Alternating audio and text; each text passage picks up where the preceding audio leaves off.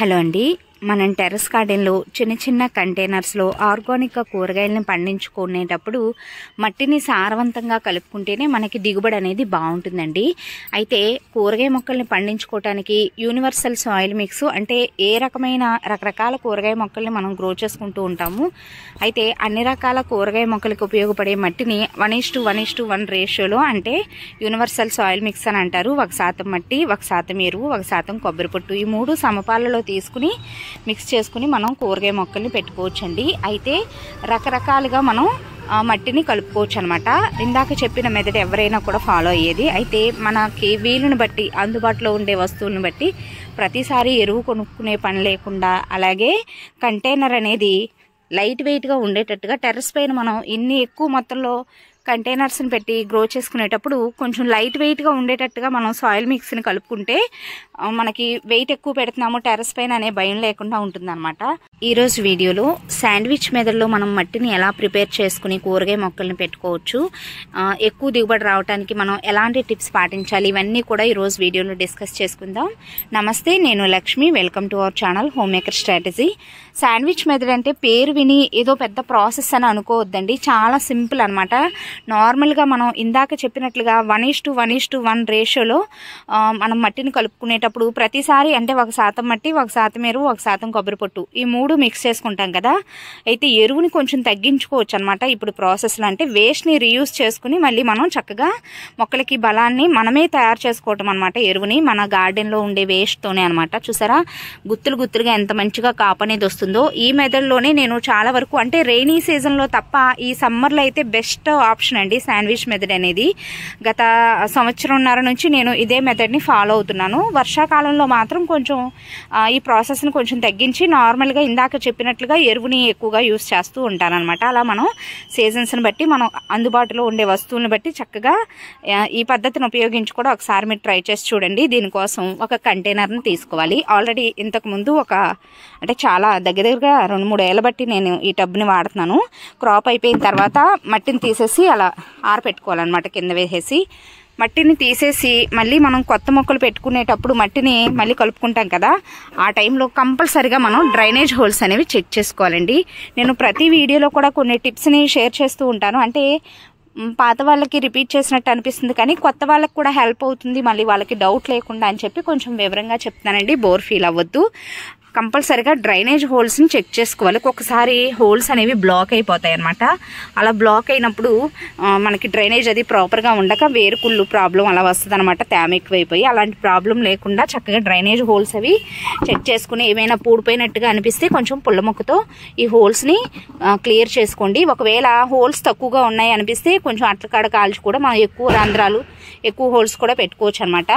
ఎంత ఎక్కువ హోల్స్ పెట్టుకుంటే అంత మంచిదండి. ఇక్కడ మొత్తానికి ఒక 6 హోల్స్ వరకు ఉన్నాయి, సరిపోతాయి.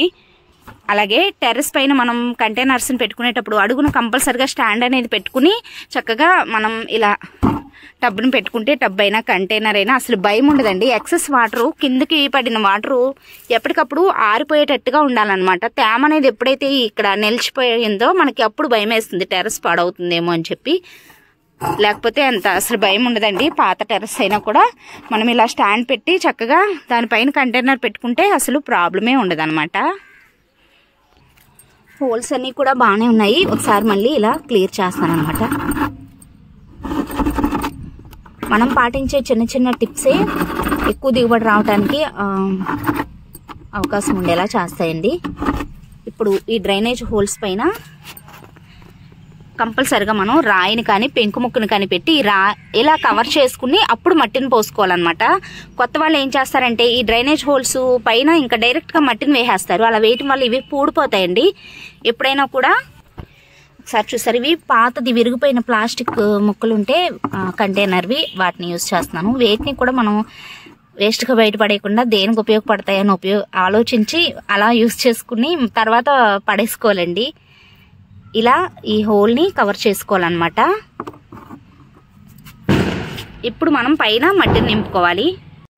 ఫస్ట్ కొంచెం కొంచెం ఈ హోల్స్ పైన పెంకు ముక్కలు కదలకుండా కొంచెం కొంచెంగా వీటి మీద వేసుకోండి. తర్వాత మళ్ళీ మనం ఫోర్స్గా వేసేస్తే ఇవి పక్కకి వెళ్ళిపోతాయి అన్నమాట. ఇలా వేసుకున్న తర్వాత అడుగున ఒక లేయరు ఫస్ట్ మట్టిని వేసుకోవాలి.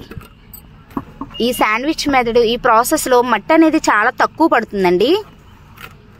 ఇలా ఒక లేయర్ మట్టిని వేసుకుని అయిపోయిన పాత మట్టి అయినా కూడా వేసుకోవచ్చు అనమాట.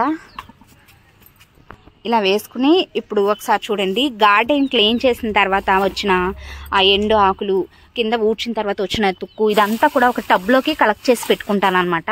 అలాగే ఇలా ఒక గోన్లోకి ఇదంతా కూడా చక్కగా అంటే లీఫ్ కంపోస్ట్ లాగా కూడా అయిపోతుందండి కొన్ని రోజులకి.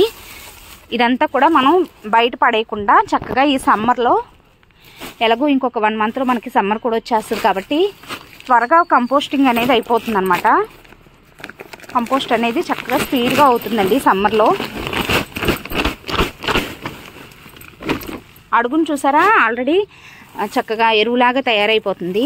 ఫస్ట్ నేను మొత్తం వేసేసాను, కానీ ట్రైపాడ్కి పెడతాను. ఇలా ఈ వైర్లు ఇవన్నీ కూడా తీసేసుకోవాలి.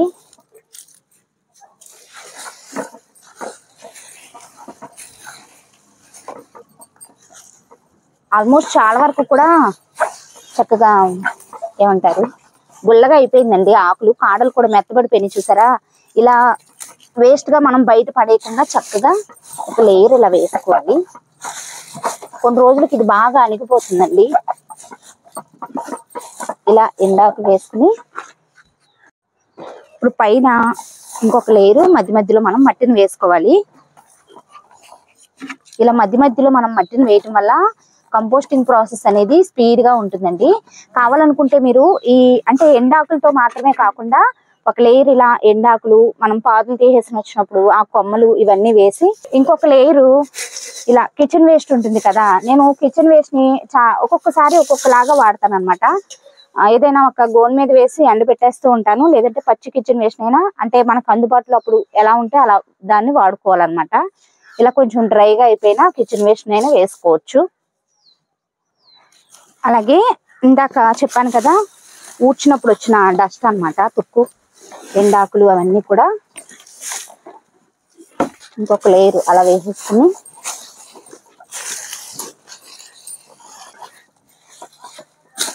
ఇవంతా కూడా మనకి పాదులు పెట్టుకున్న తర్వాత అవి ఎదిగేటప్పుడు ఇవన్నీ ఎరువుగా మారి బలాన్ని అందిస్తాయి అనమాట. మధ్యలో మనం ఎరువులు వేయాల్సిన అవసరం ఉండదండి.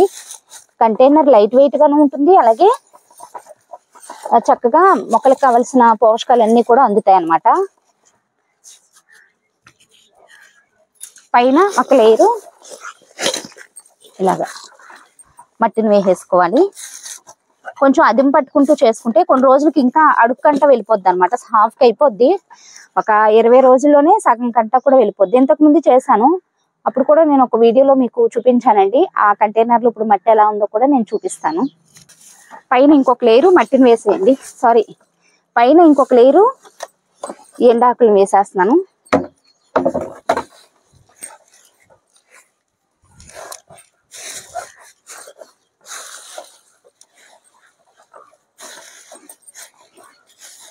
మీరు ఉంటే కిచెన్ వేస్ట్ అయినా వేసుకోవచ్చు అని చెప్పాను కదా.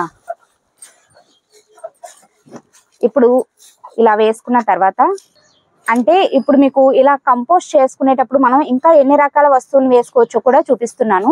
మీ దగ్గర అవైలబుల్ గా ఉంటే కొంచెం బూడిదని వేసుకోవచ్చండి. కొద్దిగా కంపోస్టింగ్ ప్రాసెస్ అనేది స్పీడ్ గా ఉంటుంది. అలాగే దీనిలో నుంచి వచ్చే అంటే ఇప్పుడు మనం ఎండాకులు మాత్రమే వేస్తున్నాం కాబట్టి బ్యాడ్ స్మెల్ అలాంటివి ఏమి ఉండవు అనమాట.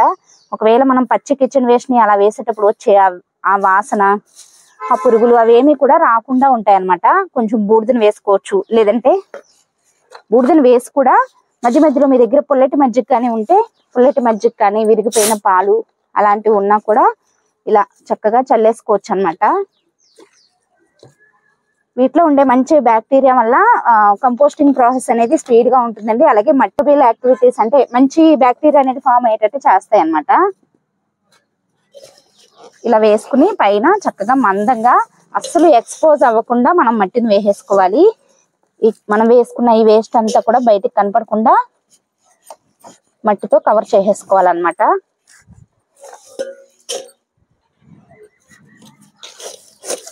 ఫస్ట్ మనకి పైకంట ఉందని అనుకోకర్లేదండి. ఒక వారానికే అడుక్కంట కూడా కుంగిపోద్ది. మనం వాటర్ అది పోసుకుంటూ ఉంటే కొంచెం తేమ ఉండేటట్టుగా మెయింటైన్ చేసుకోగలిగితే ఎండలు ఎక్కువగా ఉంటున్నాయి కాబట్టి చక్కగా ప్రాసెస్ అనేది బాగుంటుంది అన్నమాట.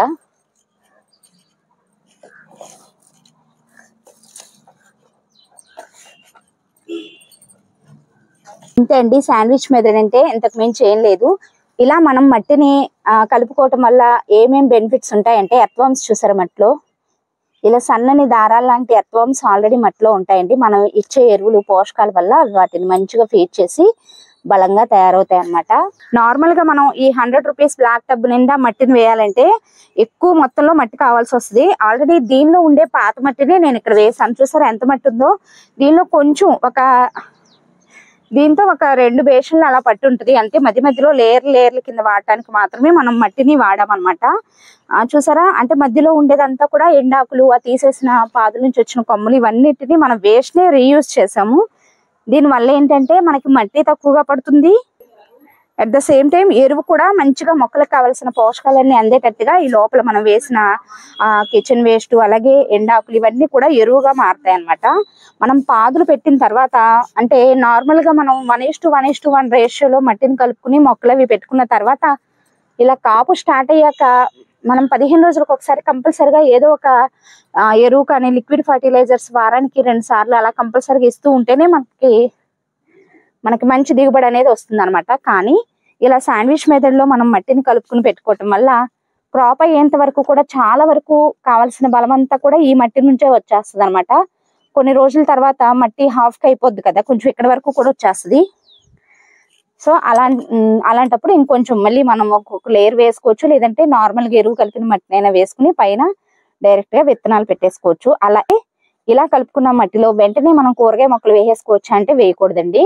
ఎందుకంటే లోపల మనం వేసిన ఎండాకులు వేస్ట్ అదంతా కూడా కంపోస్ట్ అయ్యే ప్రాసెస్ లో హీట్ అనేది జనరేట్ అవుద్ది అనమాట.